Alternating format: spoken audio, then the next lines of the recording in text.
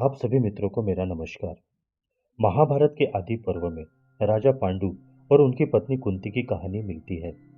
इस कहानी में राजा पांडु ने उनकी पत्नी कुंती को एक बार पर पुरुष के साथ समागम करने के लिए प्रेरित किया।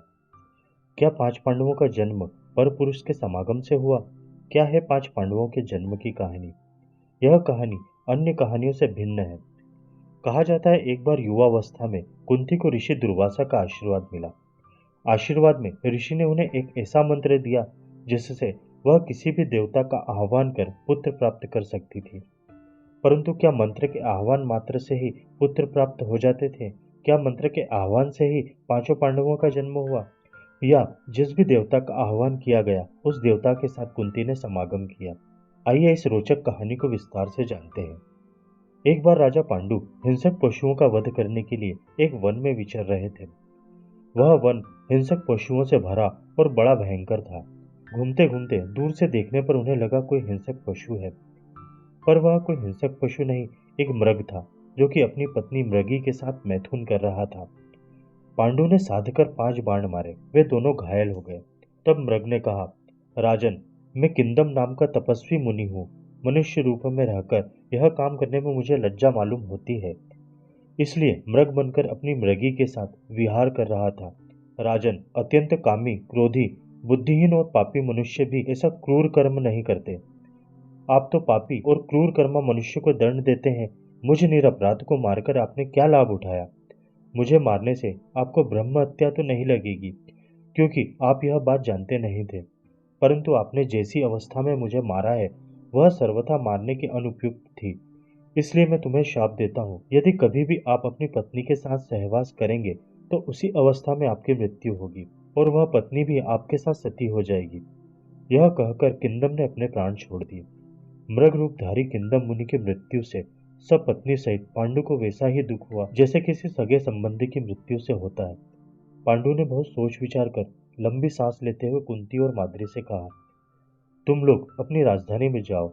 वहां हमारी माता सहित मेरे आश्रित सबको कहना कि पांडु ने संन्यास ले लिया है। कुंती और माद्री ने अपने पति की बात सुनकर और उनके वनवास का निश्चय जानकर कहा, आर्यपुत्र, संन्यास आश्रम के अतिरिक्त और भी तो ऐसे आश्रम हैं जिनमें आप हम लोगों के साथ महान तपस्या कर सकते हैं। स्वर्ग में हम भी आपके साथ चलेंगे और वहां भी आप हमारे ही पति होंगे। हम दोनों अपनी इंद्रियों को वश में करके कामजन्य सुख को तिलांजलि देकर स्वर्ग में आपको प्राप्त करने के लिए आपके साथ महान तपस्या करेंगी। महाराज, यदि आप हमें छोड़ जाएंगे तो हम अवश्य अपने प्राण त्याग देंगे, इसमें कोई संदेह नहीं है।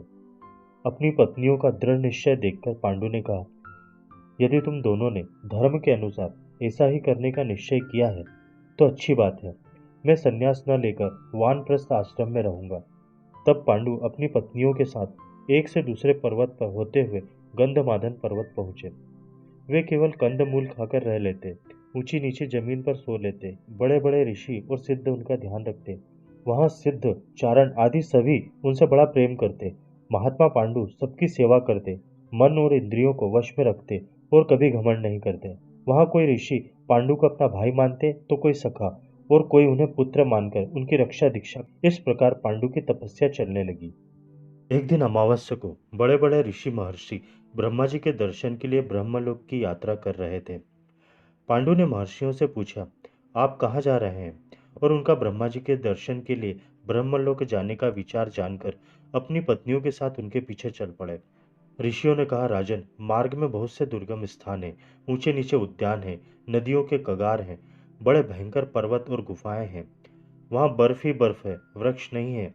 ऐसे दुर्गम मार्ग में सिद्ध ऋषि महर्षि जाते हैं। ऐसे मार्ग में राजकुमारी कुंती और माद्री कैसे चल सकेंगे? आप अपनी पत्नियों के साथ यह यात्रा स्थगित कर दीजिए। पांडु ने कहा, मैं जानता हूं कि आप ऐसा क्यों कह रहे हैं, क्योंकि संतानहीन के लिए स्वर्ग का द्वार बंद है। यह बात सोचकर मेरा हृदय पहले ही जल रहा है। मनुष्य 4 ऋण लेकर जन्म लेता है, पितृ ऋण, देव ऋण, ऋषि ऋण और मनुष्य ऋण। यज्ञ से देवता, स्वाध्याय और तपस्या से ऋषि, पुत्र तथा श्राद्ध से पितृ एवं परोपकार से मनुष्य का ऋण उतरता है। मैं सब ऋणों से तो मुक्त हो गया हूँ, परंतु पितरों का ऋण मेरे सिर पर है। मुझे यही अभिलाषा है कि मेरी पत्नी के पेट से पुत्रों का जन्म हो। ऋषियों ने कहा, राजन, हम दिव्य दृष्टि से देख रहे हैं कि आपके देवताओं के समान पुत्र होंगे, आपका मनोरथ सफल होगा। पांडु ऋषियों की बात सुनकर चिंतित हो गए। वे जानते थे किंदम ऋषि के शाप के कारण मैं स्त्री सहवास नहीं कर सकता। तब सब महर्षिगण वहां से चले गए। एक दिन पांडु ने अपनी यशस्विनी धर्मपत्नी कुंती से कहा, प्रिय, तुम तो जानती हो कि मैं किंदम ऋषि के शाप के कारण संतान उत्पन्न करने में असमर्थ हूँ। तुम पुत्र उत्पत्ति के लिए प्रयत्न करो। तुम किसी श्रेष्ठ ब्राह्मण के साथ समागम करके पुत्र उत्पन्न करो। कुंती ने कहा, स्वामी, मैं आपके अतिरिक्त अन्य किसी पुरुष के साथ समागम नहीं कर सकती। पांडु के कई बार समझाने और कई तर्क वितर्क के बाद कुंती ने कहा, राजन, जब मैं छोटी थी तब पिता ने मुझे अतिथियों के स्वागत सत्कार का काम सौंपा था। मैंने उस समय दुर्वासा नाम के ऋषि को सेवा से प्रसन्न किया।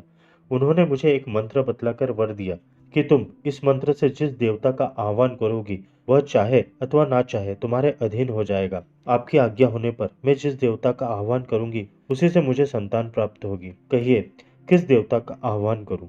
पांडु ने कहा, आज तुम विधि पूर्वक धर्मराज का आह्वान करो। वे त्रिलोकी में श्रेष्ठ पुण्यात्मा है। उनसे जो संतान उत्पन्न होगी वह निसंदेह धार्मिक होगी। उनके द्वारा प्राप्त पुत्र का मन अधर्म की ओर कभी नहीं जाएगा। तब कुंती ने धर्मराज का आह्वान किया और उनकी पूजा करके वह मंत्र जपने लगी। उसके प्रभाव से धर्मराज कुंती के सामने प्रकट हुए और मुस्कुराकर बोले, कुंती, बता मैं तुझे क्या वर दूं? कुंती ने भी मुस्कुराकर कहा, मुझे पुत्र दीजिए। तदंतर कुंती ने धर्मराज के साथ समागम किया। उस संयोग से कुंती को गर्भ रहा और समय आने पर युधिष्ठिर का जन्म हुआ।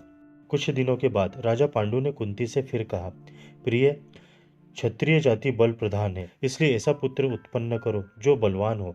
तब पति की आज्ञा पाकर कुंती ने वायुदेव का आह्वान किया। महाबली वायुदेव हरिण पर सवार होकर आए। कुंती की प्रार्थना पर उनके संयोग द्वारा भयंकर पराक्रमी एवं अतिशय बलशाली भीमसेन का जन्म हुआ। जिस दिन भीमसेन का जन्म हुआ था उसी दिन दुर्योधन का भी जन्म हुआ था। और फिर पुनः पांडु के आग्रह पर कुंती ने इंद्रदेव के संयोग से अर्जुन को प्राप्त किया। फिर एक दिन माद्री के अनुरोध करने पर पांडु ने कुंती को एकांत में बुलाकर कहा, तुम मेरी प्रसन्नता के लिए यह मंत्र माद्री के साथ साझा करो ताकि माद्री के गर्भ से संतान उत्पन्न हो। कुंती ने उनकी आज्ञा शिरोधार्य करके माद्री से कहा, बहन, तुम केवल एक बार किसी देवता का चिंतन करो, उससे तुम्हें उनके अनुरूप पुत्र की प्राप्ति होगी। माद्री ने अश्विनी कुमारों का चिंतन किया। उस संयोग से नकुल और सहदेव का जन्म हुआ।